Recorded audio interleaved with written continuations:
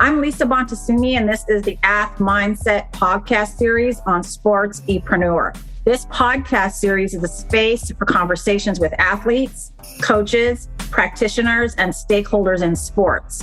And it's where those individuals share their perspectives, experiences, and thoughts on mental health in sports. Eric Kazimoff of SportsEpreneur is generously hosting the AthMindset Podcast Series on his platform, as he deeply believes that these conversations are essential and deserve to be prioritized. This is the AthMindset Podcast Series on SportsEpreneur. SportsEpreneur, the content platform where sports, entrepreneurship, and mental health collide. If you are looking to start a podcast or create original content, you have to talk with the team at SportsEpreneur. I work with them and I vouch for them. It's that simple. Go to sportse.io to learn more.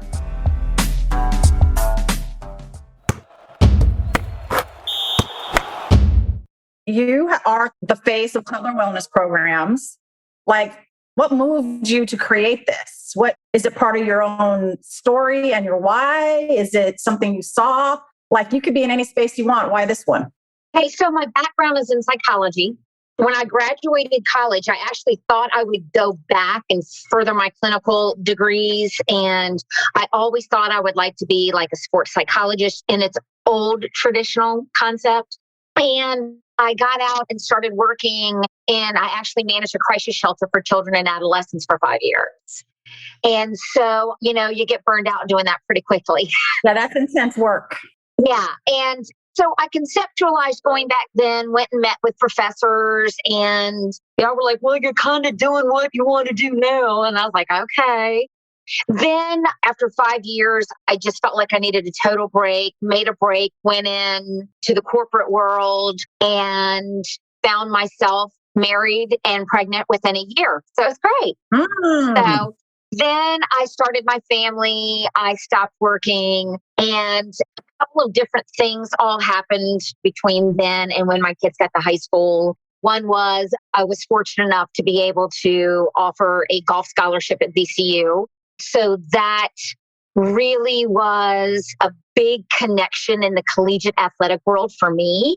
Then I actually got a not so good diagnosis, a health diagnosis that required surgery.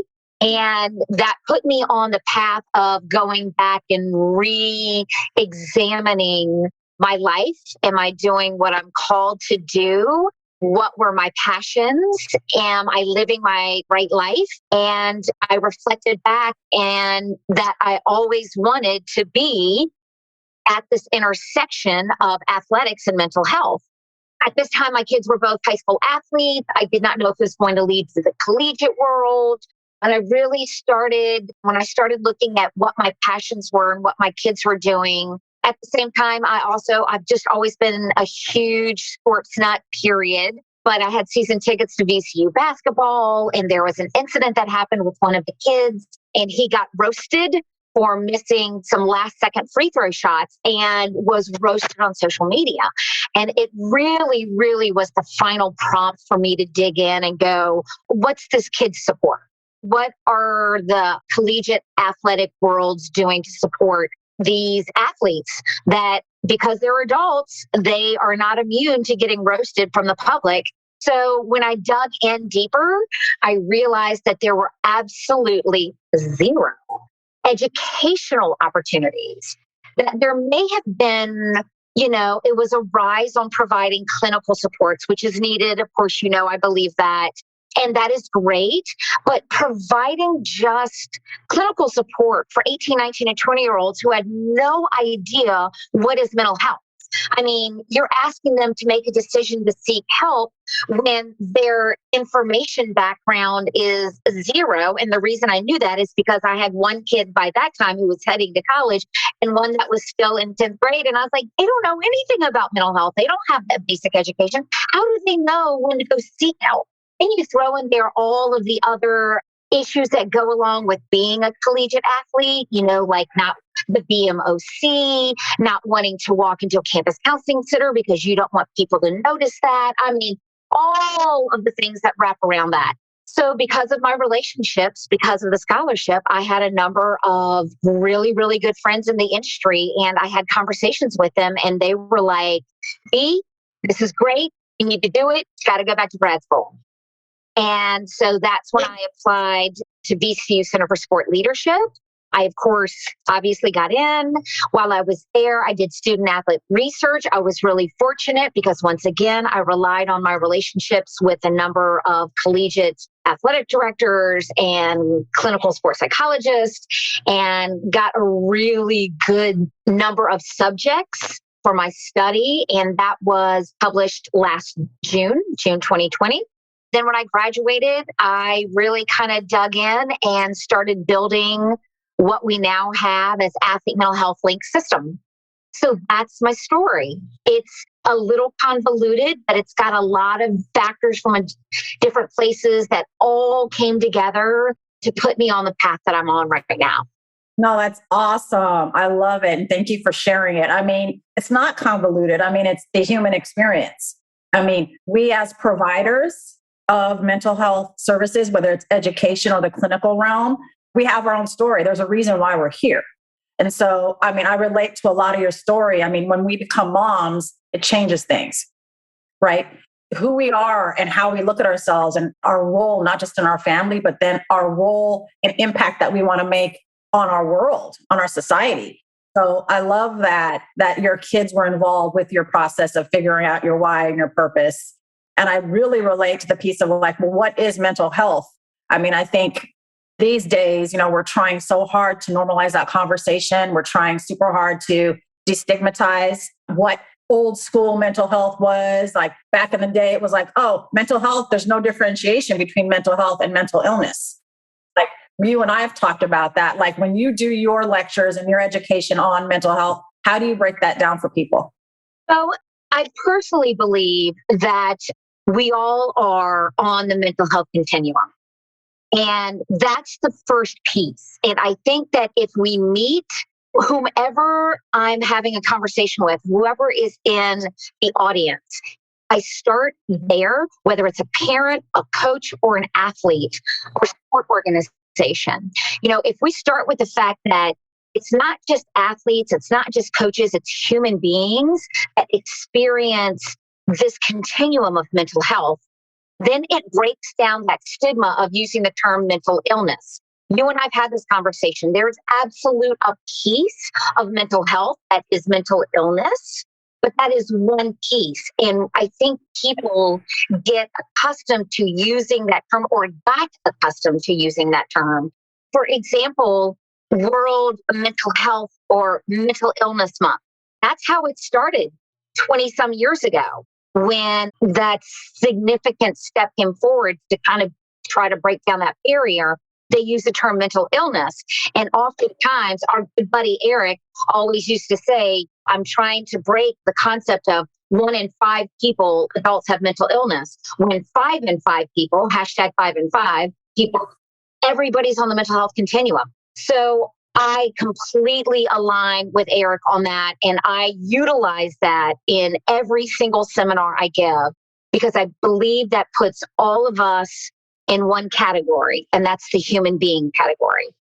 And that we all battle different issues, and at any stage, day, or time of our life, we can be anywhere on that continuum.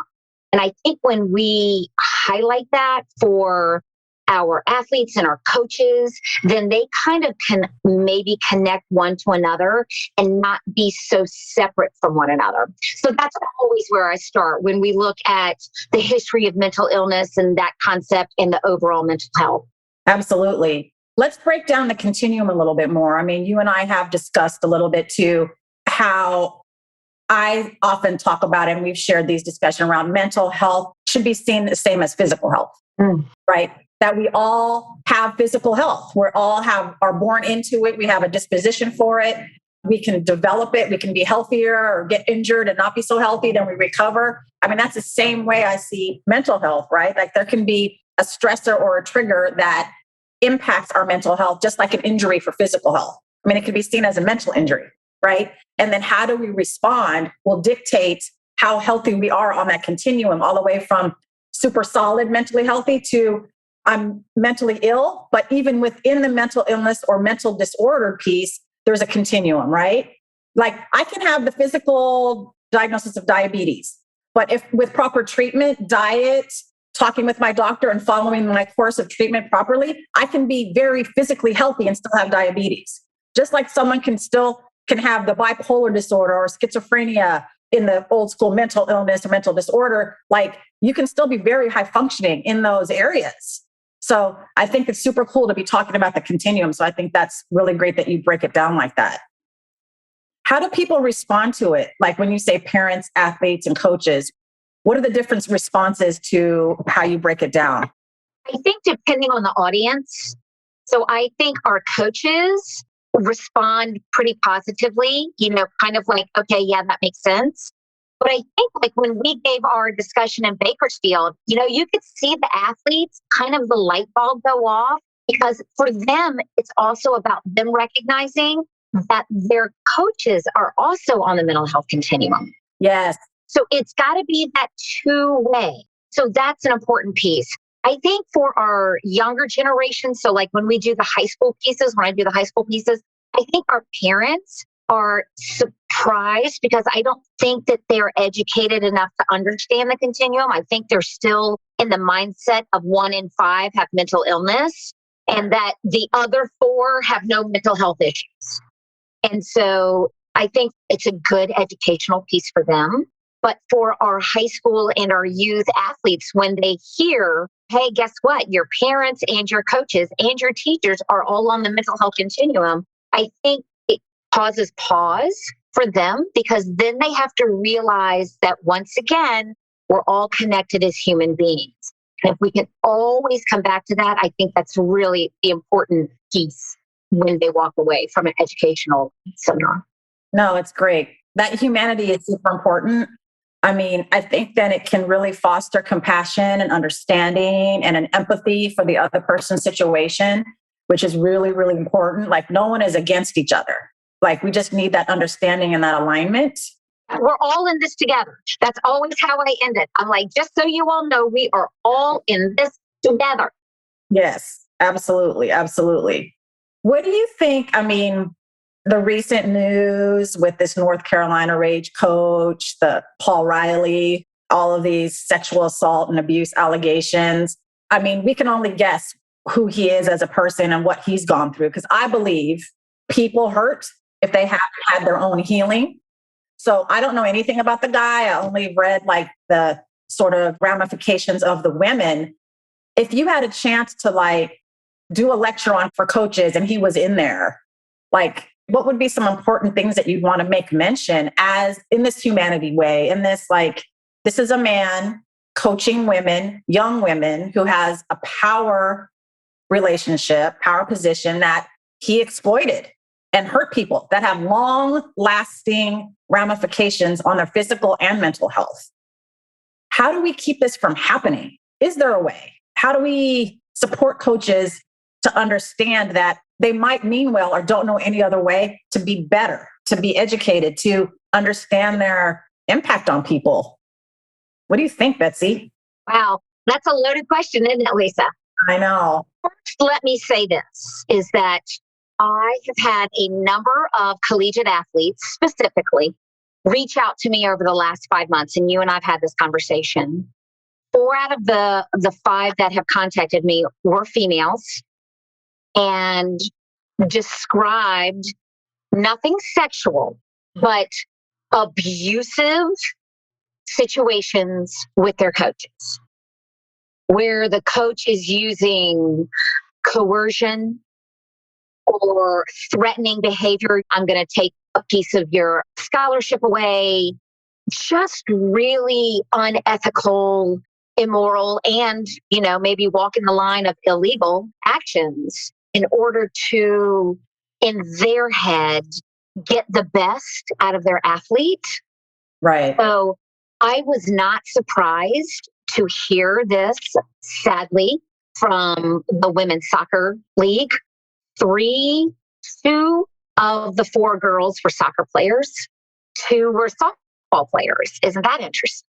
So what I do is our company utilizes the whole concept of a mental health playbook, specifically for each group. So the coach's mental health playbook, our job is to help coaches, A, create it, B, add to it, and C, maintain it. And the way that they do that, so a piece of the mental health playbook for our company is called Coaching with Care. And part of that is that we have to educate our coaches on how you converse within a team dynamic and with your players, and what phrases are off the table and what do we replace them with.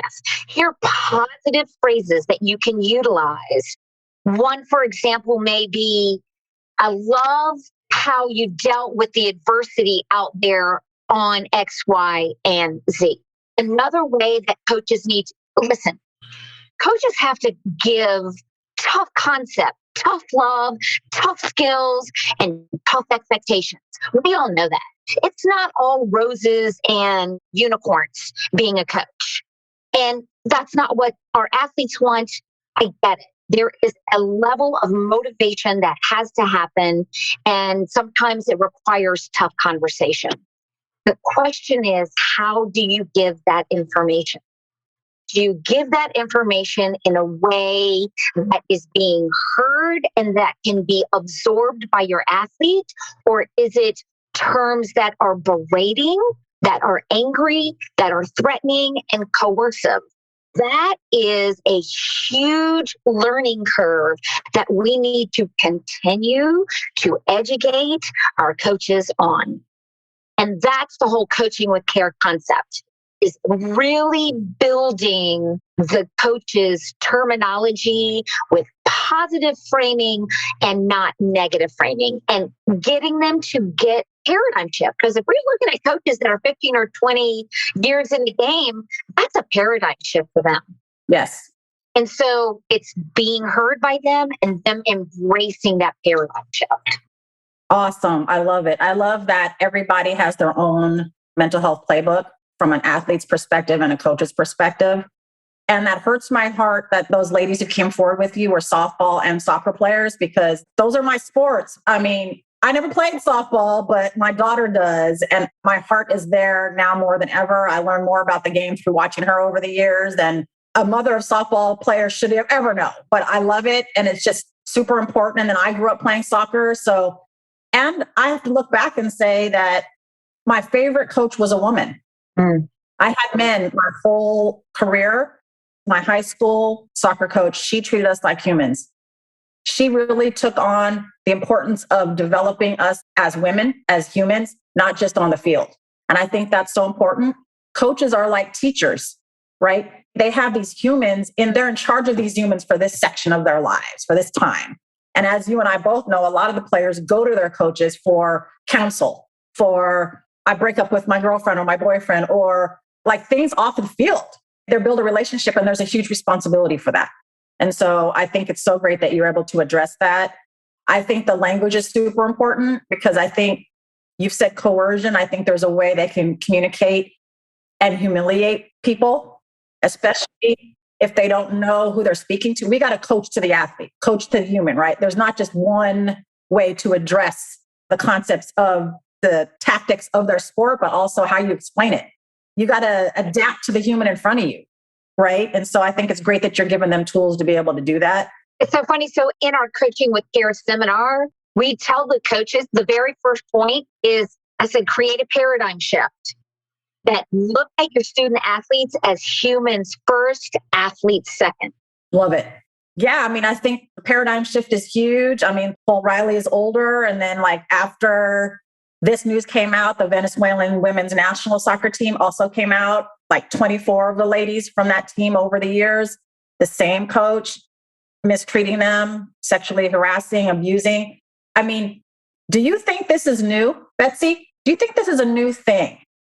Or is it people coming out now? Like, what's your take on it? This kind of exploitation of the power dynamic between the coach and athletes, especially when it's a male coach and female athletes. There's a power already differentiation in there built in. And then you add the coach athlete situation. Do you think this is new? No, Not at all. I think what's new is that our younger generation have been empowered, thankfully, have been empowered and educated on what are appropriate boundaries. I think that they may not understand that it's a mental health concept. I think what they understand is that we've really gotten to a generation of educating not just our girls, but our guys too, on trust your gut. If it doesn't feel right, talk to somebody.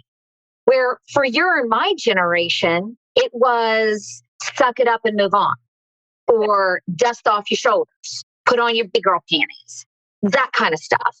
And I'm sure there are times to do that, but there are absolutely times when it's not okay and you know it does not feel right. And we were taught to kind of push through that and not really address it.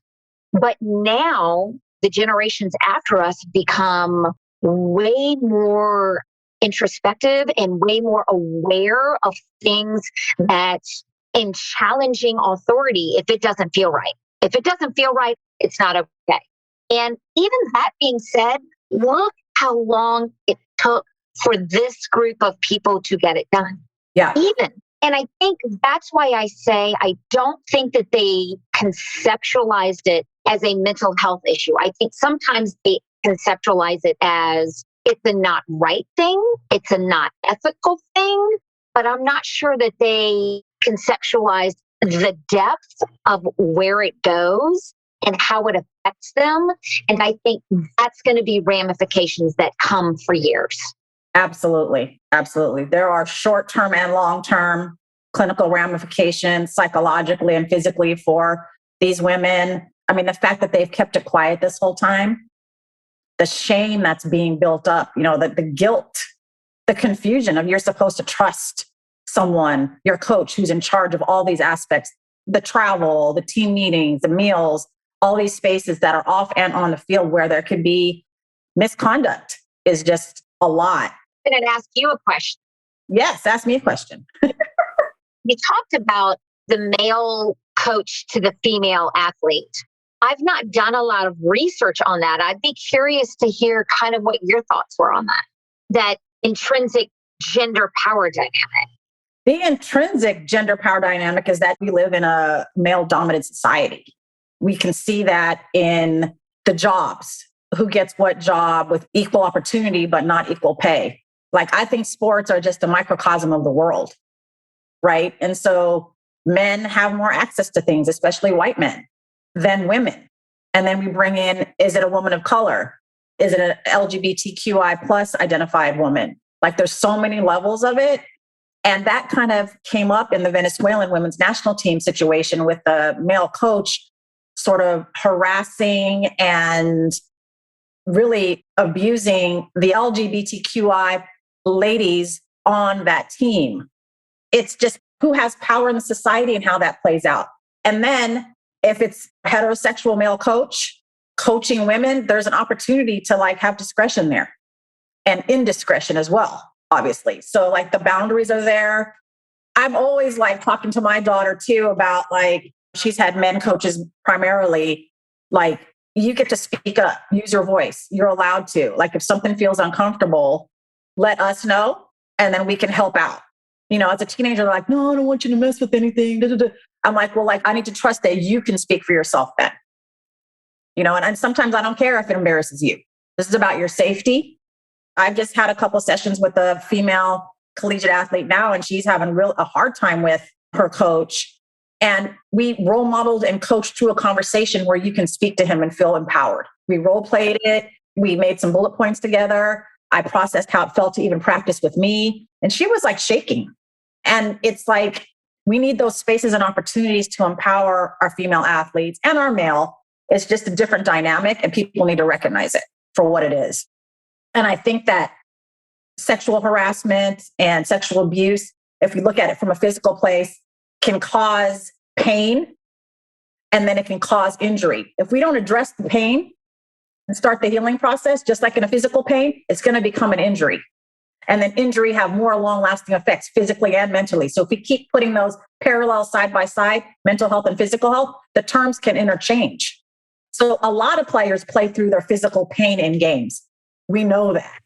But when it gets to the point where, like, if I keep playing and this becomes an injury and this becomes maybe a career-ending injury, like, the athlete needs to have some say in that and not just be used as someone who can produce on the field of play, whatever that might be, the court or the ice. Like, again, come back to the humanity, Betsy, right? Like, these are humans who need to be able to fulfill and interact and function in other areas of their life. And when this area in the coach athlete perspective and their sport, they can easily fall out of love with their sport. And they can easily make decisions that if they had the right support, they'd be different. So it's so important, the work that you're doing with the coaches. So I really, really, really appreciate that. I mean, it comes back to relationships, which you started in your opening. How important relationships are, to foster them, to nurture them, like we've done. Like, now we're about to embark on some really incredible work around NAIA collegiate schools and the junior colleges, and being able to bring this important information, education, clinical intervention, sport performance intervention to these athletes that aren't as big as NCAA, but they're humans too. They're navigating their own sort of terrain here.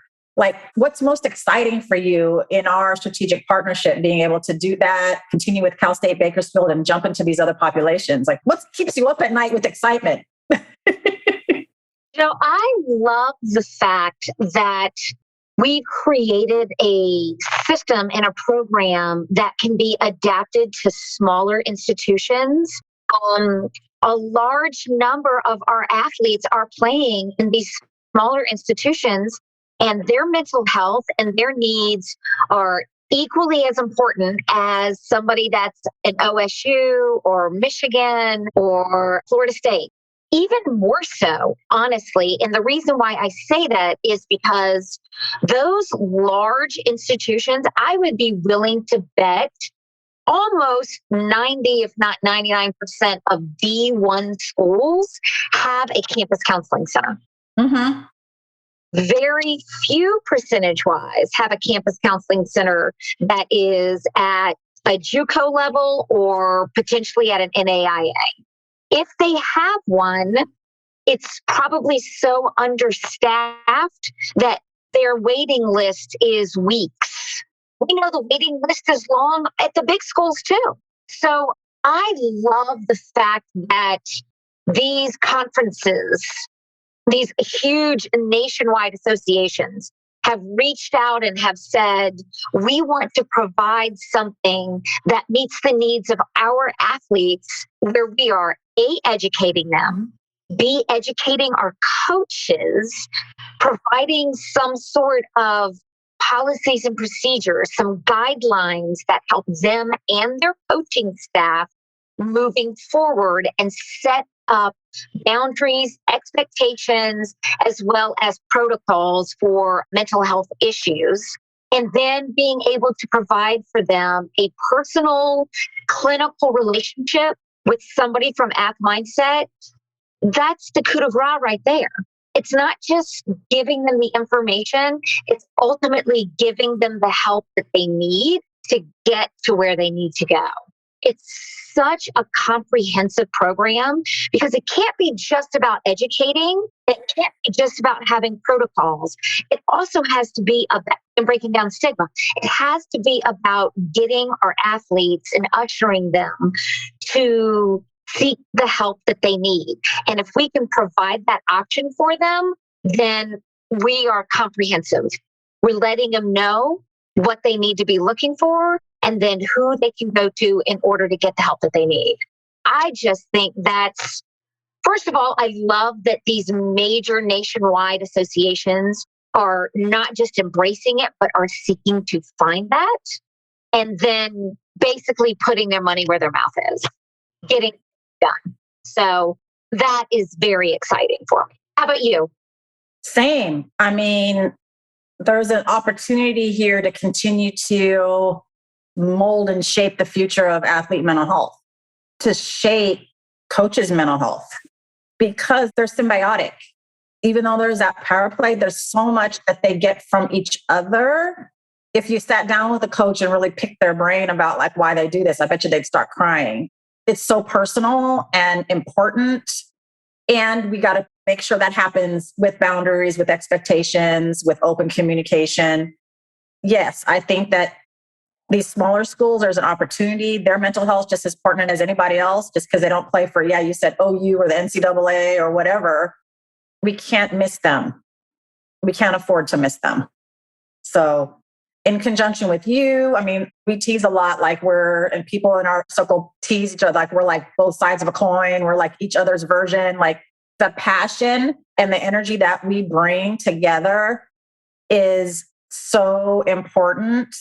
The engaging, our stories, how they bring us to this space. I mean, it's super exciting, super exciting. Like, I wish there were 18,000 of me, but the cool thing is with the AthMindset, we're building out a team.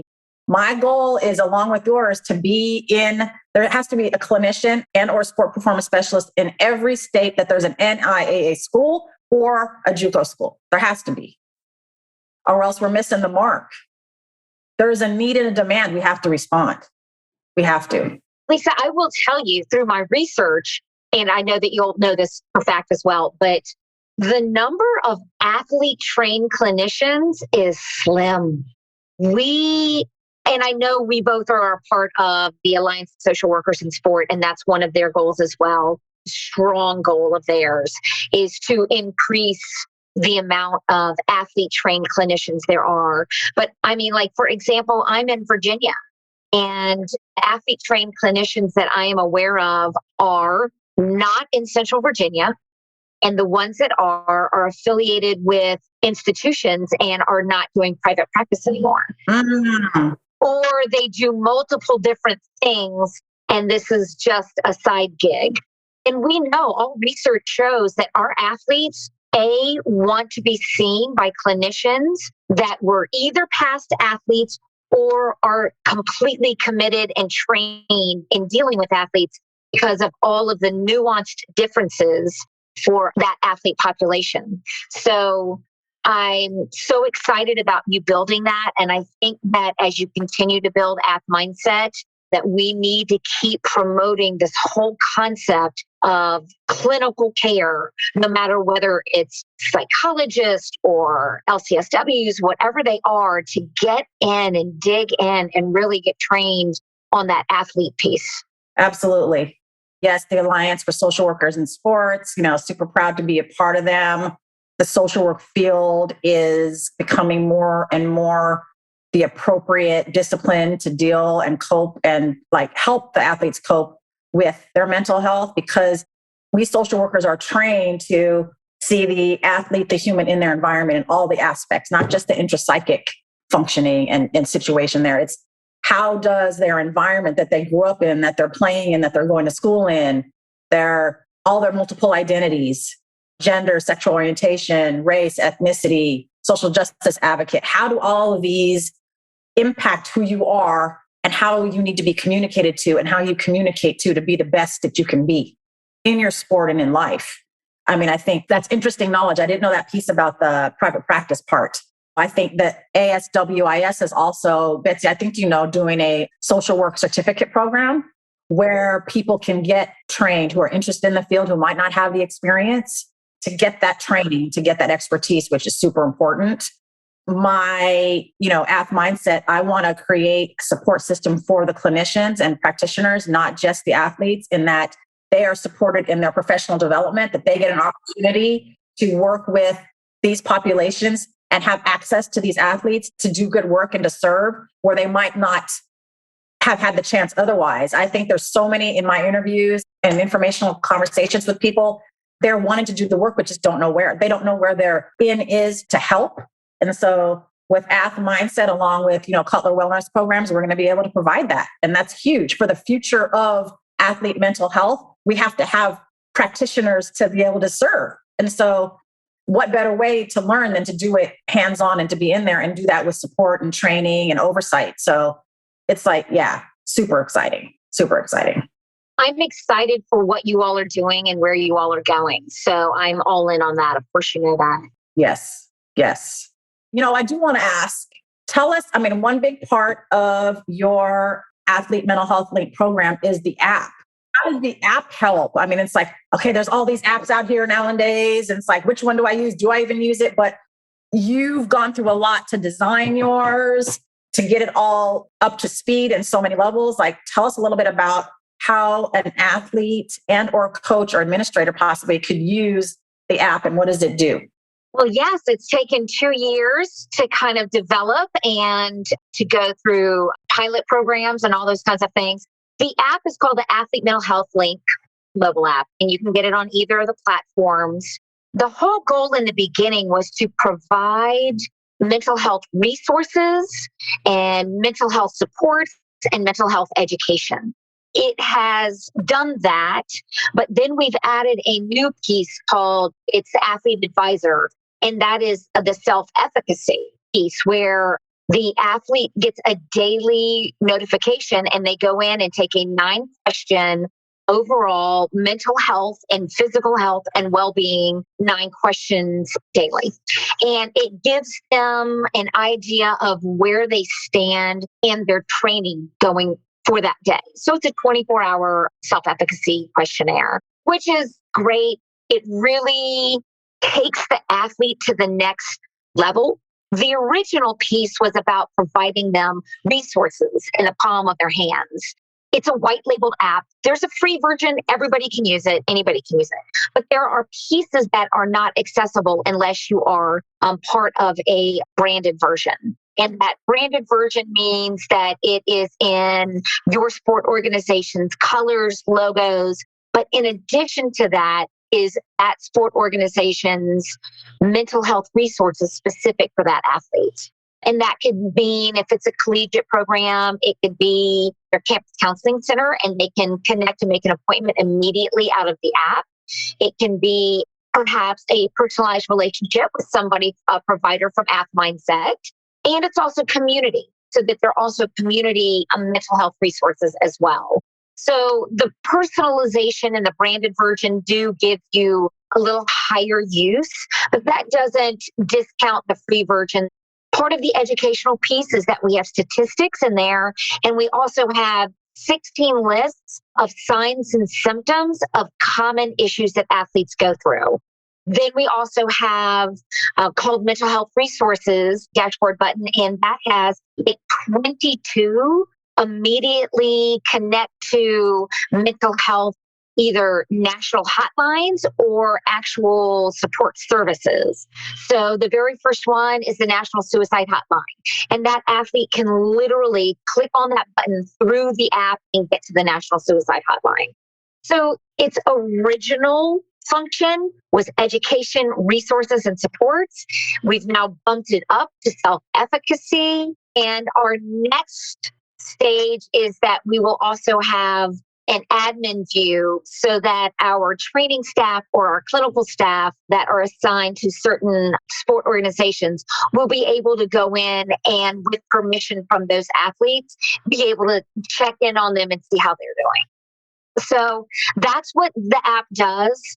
Obviously, it has more functionality if you're associated with a sport organization, but the free version is, I'd like to say we designed it so the high school athlete in Virginia, the college athlete in Texas, and the parent in California all get to use the app the same way. No, it's great. I love how accessible it is. I love the self-efficacy part, that's like kind of practice of self-reflection and checking in, which a lot of our athletes don't have time or think they can stop and do that. Like when I ask my athletes, how are you feeling right now? And they give me 3 emotions. They're like, like the time to like check in, enter your answers, and then look at it over time could be really, really helpful for their own self-awareness and knowledge and for anyone who's on their team to help them. So I think it's really great. And it's community-based because there's all those resources there. You have podcasts and articles and different things like that on there too, right? I do. That is a piece of the support structure. Okay, awesome. Yeah. And this will be in there.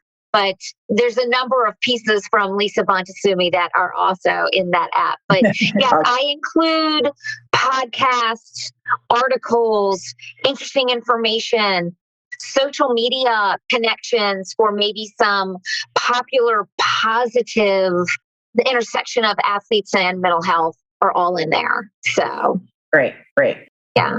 Well, as we wind down, let's say, like, what message or what would you like to say to any athlete out there, collegiate level, who is wondering if they're going through a mental health crisis or don't know where to turn? Like, what would you say to them as a human? Well, first, I'd say you are not in it by yourself. And I think that's the first key, is that they have to know that there are others that are out there, and there are others that have walked that journey and have gotten resolution from that journey. But that being said, the journey's not easy. You have to be committed to it. And that's kind of what we outline in the app when we tell them what does seeking help look like, is that you have to be committed to the journey, just like you were committed to your athletic journey to get you where you are. It's hard work for you to get there, but you didn't give up and you had to walk through it in order to be where you are. Same thing on your mental health journey. So I would tell them that. And then I would let them know that there are people that are there to walk the journey with them. And that all they need to do is reach out. They can reach out to us. They can reach out to AthMindset, to Lisa Bonta Sumii. There's a number of places that they can turn to that can provide them not just the clinical supports, but the emotional and just that intrinsic, you're okay. It's okay to not be okay. And we're here with you. That's what I would tell them. And I think for specifically, we started with those collegiate athletes that reached out to me and talked about their struggles, and that all of them was coach related. That's actually a lot more common than I think that they understand. And that is important for them to know that my company and our strategic partnership is about that pivotal relationship between coaches and athletes, and that's where we have to start, honestly. And sport organizations need to hear that. It has to start at the coach's relationship with the athlete, just period. That's just where it has to start. And until they start investing in educational programs for their coaches, whether it's the high school, youth league, or the collegiate level, it has to start with the coaches.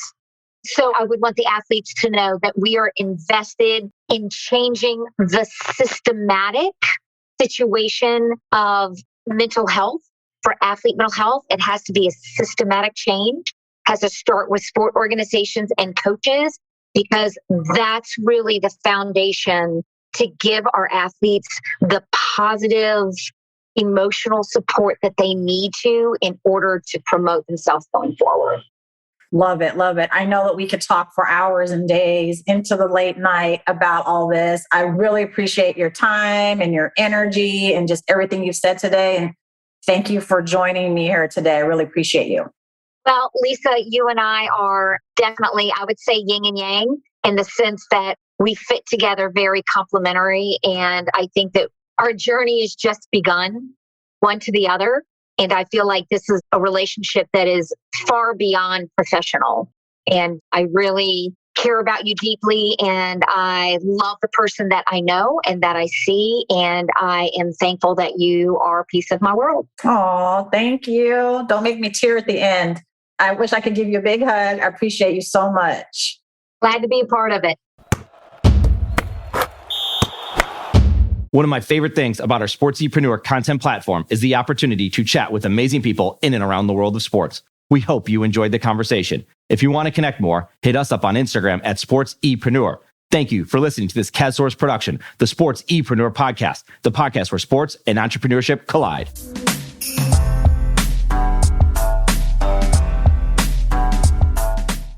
SportsEpreneur is a content platform, a collaborative team, and a marketing brand that is all about showcasing leaders and difference makers in and around the world of sports. While we create our own content, we also create content with you. This includes collaborative content and exclusive content for your brand. Think podcast, blogs, social media, and overall content strategy. Our sports content marketing team is specifically niche for those in the sports industry. That includes sports businesses, athletes, managers, coaches, trainers, entrepreneurs, and business leaders in the sports market. The bottom line is we want to help with your sports-related brand, your content marketing, and your story. Connect with us on Instagram at SportsEpreneur or find us online at sportsepreneur.com. SportsEpreneur, the content platform where sports and entrepreneurship collide.